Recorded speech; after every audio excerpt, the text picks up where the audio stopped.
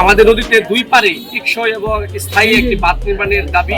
এই দাবি আসলে ঝিনাইগাতি বাসীর প্রাণের দাবি। আমাদের এই দাবি সরকারের নিকট জোরালোভাবে উপস্থাপন করার জন্য আমরা ভয়েস অফ ঝিনাইগাতি কর্তৃক আজকে গণস্বাক্ষর কর্মসূচি হাতে নিয়েছি।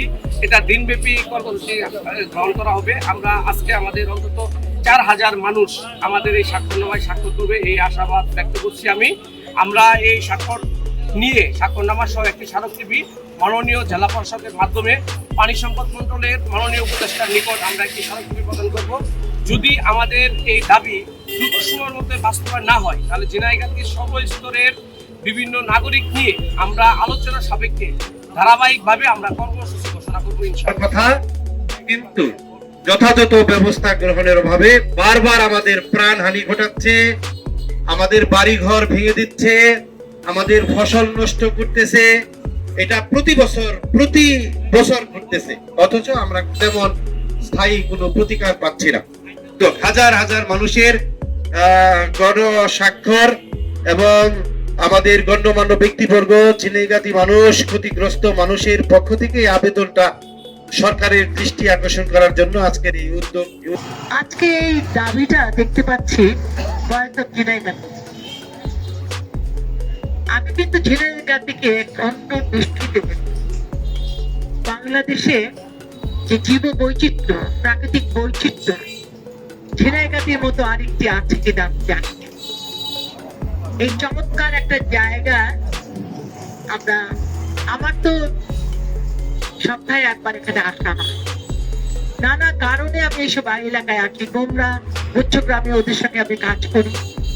ওদেরকে আমি কথা দিয়েছি চোখের চিকিৎসা করে দেবো, আমাদের ডায়াবেটিসের চিকিৎসা করে দেবো। কিন্তু এই যে এই দিকটি যে ভয়াবহ একটা চিত্র উঠে এসেছে, এটা আমি সেভাবে উপলব্ধি করি, কারণ আমি থাকি শহরে। আমরা পানি যখন আসে দেখতে আসি, চারিদিকে সবাই পানি চলে যাওয়ার পরে চারিদিকে মাছ ধরছে, এর দৃশ্য আমরা উপভোগ করি। কিন্তু এই এলাকার যে দুর্যোগ, এলাকার স্থানীয় বাসিন্দাদের যে কষ্ট, একটু সাধারণ মানুষের যে কষ্ট, এটাকে সেভাবে আমি ভাবি। তা আমার হয়তো দুর্বলতা বা সীমাবদ্ধতা। আমি ঝিনাইগাতিতে কাজ করতে গিয়ে দেখেছি যেখানে এত পানির মানে বন্যা ছড়াছড়ি, কিন্তু এখানে আবার পানীয় পানি, যেটা পরিশুদ্ধ পানি খাবার অভাবে এখনো কুয়ার পানি খায়, এরকম ভাবতেও আমার খুব কষ্ট হয়েছে। আমার নিজের উদ্যোগে এখানে আমি 3টি সাবমার্সিবলের ব্যবস্থা করেছি এবং ইউনো সাহেবকে আমি বলেছি যে আপনি আর 2টি ব্যবস্থা করবেন। উনি আমাকে কথা দিয়েছেন যে উনি ব্যবস্থা 2টো করবেন। কিন্তু এই যে জীব বৈচিত্র্য, প্রাকৃতিক বৈচিত্র্যের দেশ, মানে স্থানীয় আমাদের যে ঝিনাইগাতি, এটাকে এভাবে কষ্টে ফেলে একটা মারাত্মক একটা ক্ষতিগ্রস্ত জায়গায় রেখে আমরা সুস্থ থাকতে পারবো কি পারবো না। আজকে যে দাবি উঠেছে যে ভয়েস অফ ঝিনাইগাতি, এই দাবিটা সঠিক এবং আরো আগেই হওয়া উচিত ছিল, হয়নি। কারণ এখানকার মানুষরা খুব শান্তি, কষ্ট ভোগ করতে করতে না ভাগ্যের লিখন বলে মেনে নিয়েছে না, যেটা আমাদের ভাগ্যের লিখন। তা হবে কেন? আমরা স্বাধীন দেশের নাগরিক। আমরা যদি শহরে বসে যে সুবিধা ভোগ করি, তার কিছুটা তো তাদের কাছে পৌঁছাতে হবে।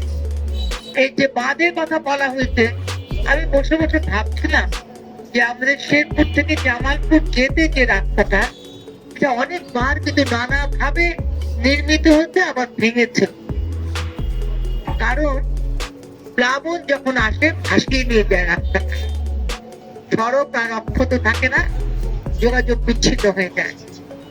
এখানেও তাই, এই সড়ক নির্মাণ করতে গেলে ভেবে চিন্তে করতে হবে। কিছু মানে ব্রিজ নির্মাণের একটা মানে প্রভিশন রাখতে হবে বলে আমি মনে করি। এটা তো পরের কথা, আগে তো বাস্তবায়নের জন্য এগোতে হবে। মানুষ তো আসতে হবে এখানে, বুঝতে হবে এদের কষ্টটা। এটা আমার মনে হয় বড় করে একটা